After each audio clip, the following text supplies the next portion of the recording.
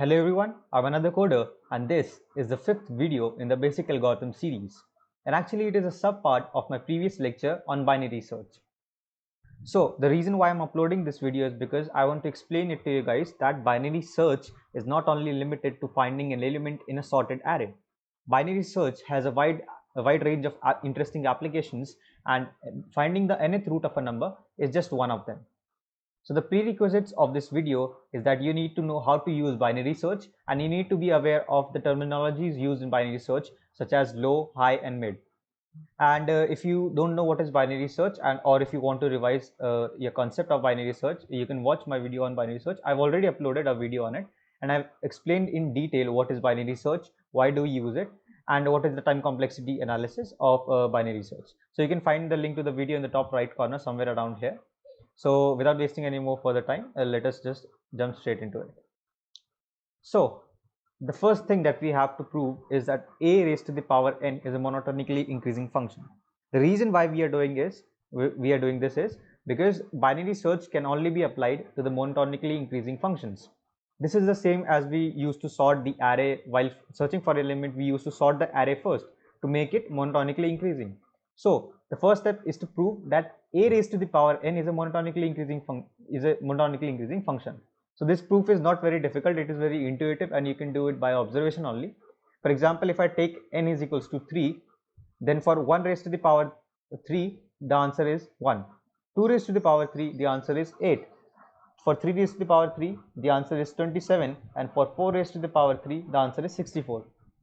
So you can see that the values are constantly increasing, and this will remain the same even if I take any value of a. So for any value of a or and the same value of n, this function is always increasing, the values will always be increasing. So this is a very intuitive approach to find out that a raised to the power n is a monotonically increasing function. And now we know that binary search can be applied on a raised to the power n. So the question is, how do we use binary search to find the nth root of a given number? So we'll have a look at the binary search approach. So the first step in finding the nth root is to define the search space, because I can't go randomly and picking up numbers for binary search. I have to define a search space in which I'll search for the numbers. So the search space would be from 1 to a. Here a is the element and raised to the power n, and we are finding the answer nth root of a.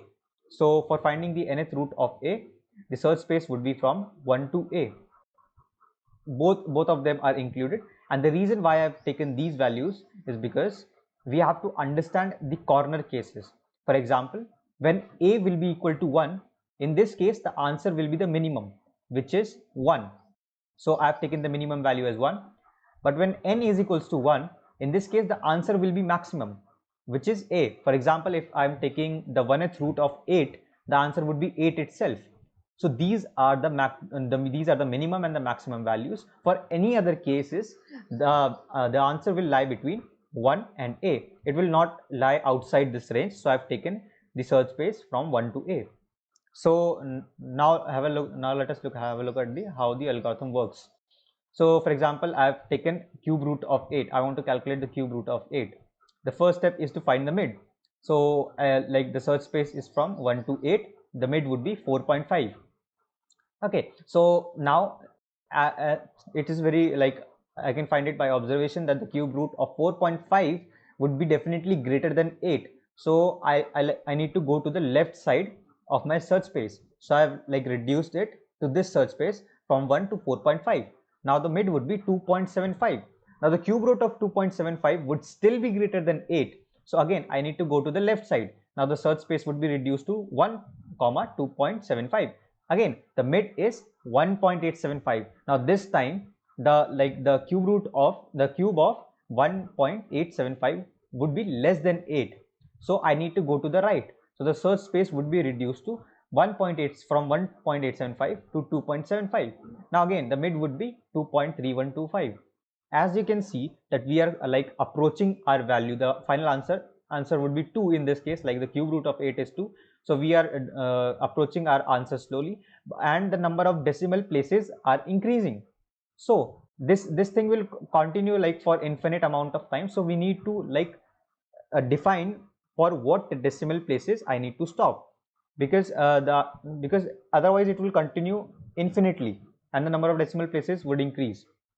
So for example, if I want precision up to 5 decimal places, then I would set a condition that high minus low should be greater than 10 raised to the power minus 6, because if it is 10 raised to the power minus 6, then it means that there are 6 decimal places in my answer and I don't need to go anywhere further. So for 5 decimal places, I need to set high minus low should be greater than 10 raised to the power minus 6. For example, if I want 7 decimal places, then I would set high minus low should be greater than 10 raised to the power minus 8. Okay, so this is all about the algorithm, and here it is the time complexity analysis, but we'll have a look at it after we do the code for it, because after looking at the code it would be easier to calculate the time complexity. So I'll show you the code for this particular approach. So I think we need two integers first. I'll take it as double because we are dealing with the decimal numbers. So I'll take a and n, where a is the number and I'm calculating the nth root of a. So let us just take an infinite loop so that we can like input many values of a and n. So I'm taking a and n as input, and I'm calculating the answer. Let the answer be binary of. Now the search space would be from 1 to a. Okay, so this is the function binary which will help me find the nth root of a. So let me just declare a function double binary. It will take two values, double low comma double high, and it will create mid first. Double mid is equals to low plus high, mid divide by equals to 2.0, mid divide by 2. Okay, so if high minus low is greater than, let us just take it for 6 decimal places. So I'll write 1 minus e7. This is 1e minus 7. This is 10 raised to the power minus 7. Okay, so if it is true, now I'll check if power, I'm writing power. This would be a function which will calculate power a raised to the power b. So if my mid raised to the power n is greater than the number I'm looking for, we are looking for a, if it is greater than a, then we'll return. I'm creating a recursive function, so I'm writing return binary. Now it is greater than a, so we need to search in the left half. So we'll write it as low comma mid. Else we'll have else if power mid comma n is less than a, it means we have to search for the number in the right half. Return binary from mid to high, and if none of them is true, then we'll return mid. In the final case, either both of them are false, or we have reached 6 decimal places, or in this case the 7 decimal places, right? So we'll return mid, and we also need to create a power function. So like a very let me just first write it, then I'll explain. I'll take double a double b. So a very intuitive approach to calculate a raised to the power b is to run a loop from 1 to b and multiply a by itself. But this approach will take us linear time, and the time complexity would be O of n. So I'll use binary exponentiation here. I'll not explain what is binary exponentiation, but for now you can just understand that it is a faster method. It is also known as fast exponentiation or binary exponentiation. It is a faster method to calculate a raised to the power b, and the time complexity is log of b. Okay, so I'm just going to write the code here. I'll not explain what it is, but I'll definitely upload a video later explaining how this algorithm works for calculating a raised to the power b.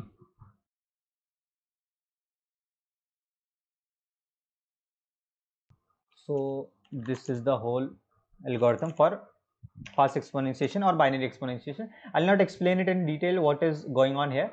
but I'll definitely upload a video later on binary exponentiation. For now, you just understand that it is calculating a raised to the power b, and it is doing it in log of n time.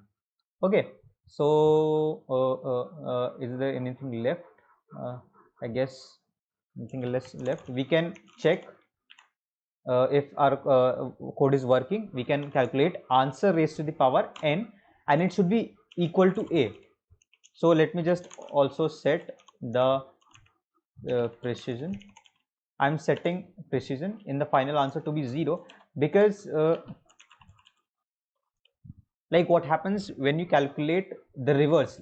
First I've calculated the nth root of a. Now when I do reverse, like I calculate the nth root raised to the power n, then I might have some like very minute error of the order of like 10 to the power minus 4, 10 to the power minus 5, minus 6. Then to avoid that error, I have set decimal places equal to 0, so I only get whole numbers or integer values. Okay, so I guess this should work. Let me just run it. Yeah, for example, I'm calculating the fifth root of 4. The answer is 4. Why it is 4? Because finally I am calculating the fifth root of 5 raised to the power fifth root of 4 raised to the power 4. I'm calculating it to get the original answer, just to check in case that my this binary function is correct. So I should get the first value back. For example, if I type any number and any number, I should get the first value 2, 3, 4. So again, this is working correctly. Again, let me just show you with another example. If I, this is just like let me write it. So why I'm getting 8? Because I'm getting the cube root of 8, which is equal to 2, and then I'm again calculating 2 raised to the power 3. That is why I'm getting 8. This is just to check whether my function is working correctly. Otherwise you can just directly print it. If I just if I just set it as I have 10 raised to the power minus 7 here, so I'll set it as 6. So and I'll just print out answer. So in this case, it will just print the cube, like if I type 8 and 3, it will just print the cube root of 3. If I type 5 and 2, it will print the square root of 5.